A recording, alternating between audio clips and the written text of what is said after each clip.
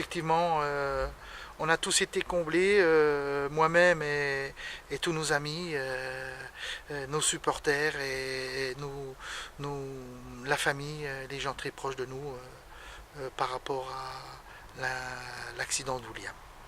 Alors effectivement, c'est très très stressant. Je ne suis pas allé le voir du tout dans les spéciales.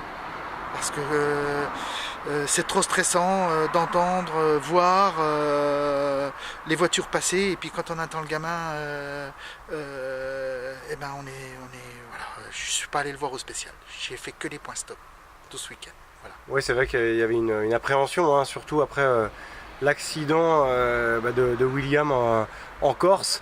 Les chirurgiens ont donné quand même le feu vert alors. Certains ne se sont pas prononcés, entre autres son chirurgien corse qui l'a opéré. On peut comprendre après, effectivement, c'était pas oui, c'était pas non, c'est peut-être raisonnable d'attendre encore un petit peu, et puis de là, j'ai quand même des amis chirurgiens et ex-chirurgiens qui sont en retraite, à qui j'ai montré les vraies radios sans les envoyer par internet ou autre, qui sont venus me voir, et là il m'a dit écoute Jean-Christophe, c'est solide, mais faut pas faire l'imbécile. Voilà. Donc on a pris la décision de le faire rouler au Vosgien, où moi-même et le mécène de William, j'aurais tendance à dire ça, Armando Pereira et Alain Vautier, donc ils ont essayé de le raisonner, hein, en disant écoute William, bon bah t'y vas, mais fais pas l'imbécile, c'est un rallye de reprise, faut voir ton état, comment ça va se passer, mais malgré tout on n'est pas avec lui derrière le volant, donc il a été raisonnable. Voilà, je pense que il a montré que le premier tour du rallye le samedi, il était un petit peu en retrait. Il a géré, enfin il s'est jugé, on va dire plutôt, et tranquillement il est monté en puissance. Il s'est senti à l'aise, et ça je le sais avec vraiment une marge pour pas aller à la faute. Voilà. Et dimanche matin, il part deuxième. Et il est à 14 secondes de la WRC Mitsubishi. Vous m'excuserez, je vais l'appeler le Belge parce que son nom est un petit peu compliqué à prononcer. On s'est dit 14 secondes c'est peut-être jouable, donc moi je ne me suis pas du tout mêlé à ce discours avec Armando Pereira. Et Armando lui a dit William, il y a peut-être moyen de faire quelque chose, mais je te préviens, tu ne fais pas l'imbécile. Et tranquillement il y allait, et donc il a grappillé en deux spéciales, c'est 14 secondes voire même plus pour prendre la tête pour le dernier tour. Et puis à la fin il a encore terminé sur un scratch pour terminer en beauté, et puis donc ça l'a fait, il a été raisonnable.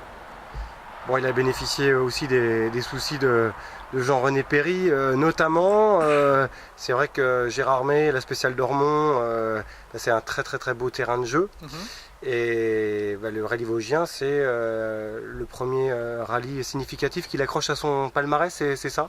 William, oui, tout à fait. Il aurait presque pu gagner un rallye national l'année dernière avec une 208 R2 dans le sud, en préparation du rallye d'Antibes, de la Coupe 208, où là il le perd parce qu'il est parti en pneu dur, et puis il y a un arrêt de course pendant 1 heure, et il part en pneu dur sur des trompes d'eau, et là il manque la victoire d'un premier national, pardon. Mais là il l'a fait hier, donc alors effectivement il a un petit peu peut-être bénéficié de l'abandon de Jean-René Perry. Effectivement, Jean-René Perry est très très vite. Ils n'avaient pas la même voiture. Jean-René Perry n'a pas effectivement beaucoup roulé cette année. Je crois que même pas du tout, très peu. Et William, il a été arrêté pendant 6 mois, sans physique, sans rien du tout. Et on n'attendait pas une bagarre tous les deux. Peut-être que ça aurait joué ou aux chiens et chats sur certaines petites spéciales, pourquoi pas, entre autres Corsieux, qui est une grande, mais qui est quand même très costaud.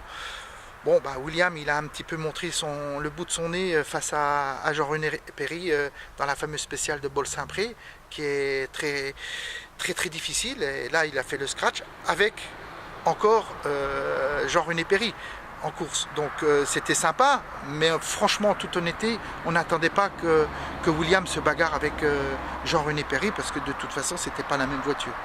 Et pour cause, on a essayé de s'impliquer dans la réparation de sa voiture indirectement, si vous voulez, parce que Jean-René Perry, bah, effectivement, la voiture donnait des petits symptômes de mauvais fonctionnement.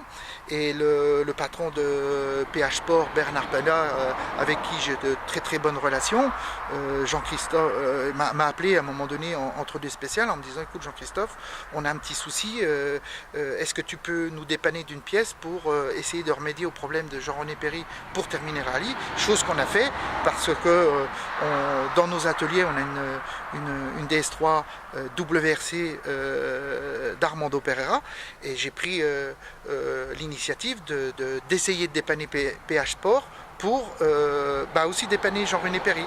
Et donc ça l'a pas fait, c'était une panne beaucoup plus grave que ça. Et dommage pour lui, mais c'est la compétition et c'est le sport mécanique. Voilà. Bon, William est en Ford Fiesta R5, c'est ça? Vous pouvez nous le confirmer, donc il va s'aligner au rallye des Cévennes? Alors William, comme il a commencé au rallye du Touquet en début d'année, effectivement, donc nous l'objectif cette année c'était de faire tout le championnat de France, première division. Donc théoriquement, si tout va bien sur les prochains jours par rapport à ce rallye du Vosgien, s'il se sent bien physiquement, on va faire les Cévennes. Et après, normalement, le Var. Voilà. Qu'est-ce qu'il doit encore améliorer dans sa conduite, selon vous?